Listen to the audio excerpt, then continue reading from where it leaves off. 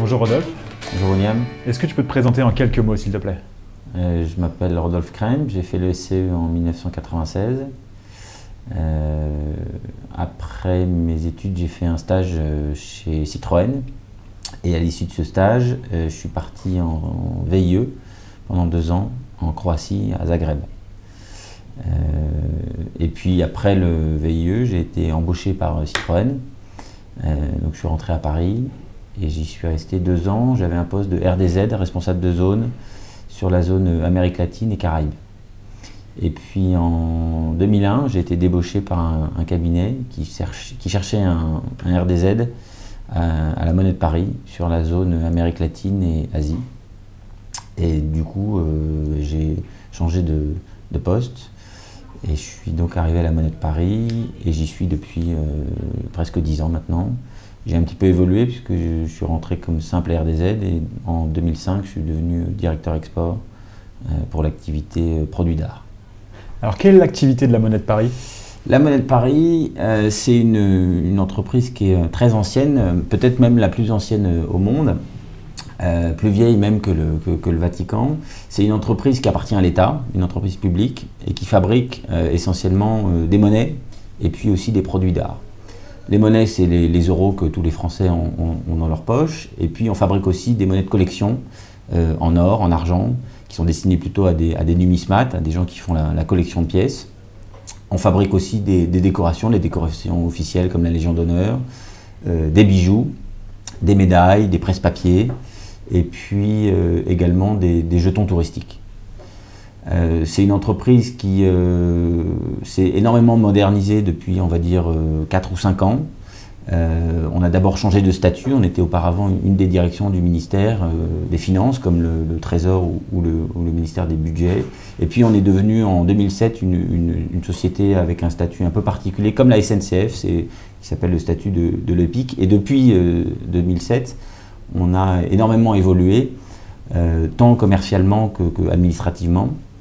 Et on a par exemple développé des partenariats avec des gens prestigieux. Par exemple, depuis 2 ans maintenant, notre nouveau directeur artistique, c'est Christian Lacroix, qui a dessiné pour nous un certain nombre de médailles et de monnaies. En quoi consiste ton métier, Rodolphe? Mon métier, c'est un métier de commercial. On a un réseau de distributeurs et d'agents qui commercialisent pour nous essentiellement des monnaies de collection. Des monnaies de collection, c'est des pièces avec une valeur faciale qui sont donc en métaux précieux, soit en or, soit en argent, et que les gens vont collectionner. Ils vont collectionner toutes les pièces sur le sport, ils vont collectionner des pièces sur les grands événements historiques, les grands événements politiques, sur des sujets géographiques, culturels. Et on a vu que depuis 4-5 ans à peu près, ce marché est en très nette augmentation, essentiellement à l'export, un peu moins en France, mais essentiellement à l'export.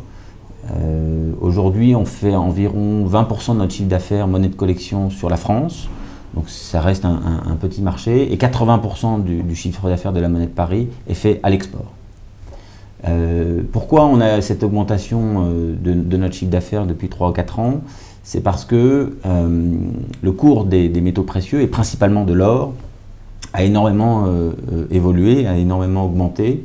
Peut-être parce qu'avec les événements financiers autour de nous, l'or est considéré un petit peu comme une valeur refuge. En période de grande crise économique, l'or est un petit peu une valeur refuge. Ça rassure les gens plutôt que d'acheter des produits boursiers, ils achètent de l'or. Et quand je dis qu'ils achètent de l'or, c'est qu'ils achètent de l'or physiquement. Et donc ils achètent des pièces, ils achètent des monnaies. On a lancé l'année dernière une pièce qui vaut 1 000 €. C'est une pièce en or qu'on peut utiliser dans le commerce, mais que les gens conservent parce qu'on n'en a fait pas beaucoup, on en a fait très peu en fait. Donc les numismates veulent la garder, mais techniquement on pourrait très bien l'utiliser dans le commerce. Cette pièce, elle vaut donc 1 000 €, et la valeur métal qui est dans la pièce représentait au moment où on l'a sortie à peu près 650-700 €. Et aujourd'hui, en septembre 2011, la valeur de la pièce, de l'or plutôt, qui est inscrite, représente déjà 850 €. Le cours de l'or, il faut savoir, il a pris 30% depuis le début de l'année. Il a été multiplié par 2 en 2 ans, il a été multiplié par 3 en 5 ans, il a été multiplié par 4 en 8 ans. Il n'y a aucun produit boursier aujourd'hui qui peut se vanter d'avoir de tels résultats. Donc c'est vrai qu'en période de crise, les gens se réfugient vers l'or et depuis peu de temps, on a vu une très nette augmentation. Donc pour nous, c'est assez bénéfique de proposer toutes ces pièces en or parce que les gens les achètent aussi bien comme des produits d'investissement. Ils vont en acheter une, mais ils vont peut-être en acheter même plusieurs et se dire que finalement, investir dans des pièces en or, c'est une bonne idée. Rodolphe, merci beaucoup pour toutes ces informations sur l'export et sur les métaux précieux. Est-ce que tu as un mot pour la fin peut-être ? Oui, un mot pour la fin. J'ai envie peut-être de dire ce que j'ai vraiment retenu de mes cours à l'ESCE quand j'étais sur les bancs de l'école il y a quelques années. Je me souviens assez bien de mes cours de négociation, de mes cours de marketing. J'ai en tête aussi toujours les cours de droit, puisque en faisant du commerce pour négocier des contrats, c'est indispensable d'avoir des notions de droit. Évidemment, les cours de Jacques Ponce, de logistique avec ses incoterms, je les utilise tous les jours. Et ce que je trouve assez amusant, c'est qu'à mon tour, je suis passé de l'autre côté de la barrière, puisque je suis intervenant en PTCI. À l'époque, ça s'appelait le PTE, les pratiques du technique export. Et donc, je suis professeur à l'ESCE 3 heures par semaine. Et j'espère que ce que j'ai appris à l'époque et que j'utilise tous les jours, et ben à mon tour, j'essaie de le transmettre aux jeunes étudiants. Et peut-être qu'un jour, dans 5 ans ou dans 10 ans, quand de nouveau on interviewera des anciens, ils se diront peut-être qu'ils se souviennent des cours de Rodolphe Crème. Voilà.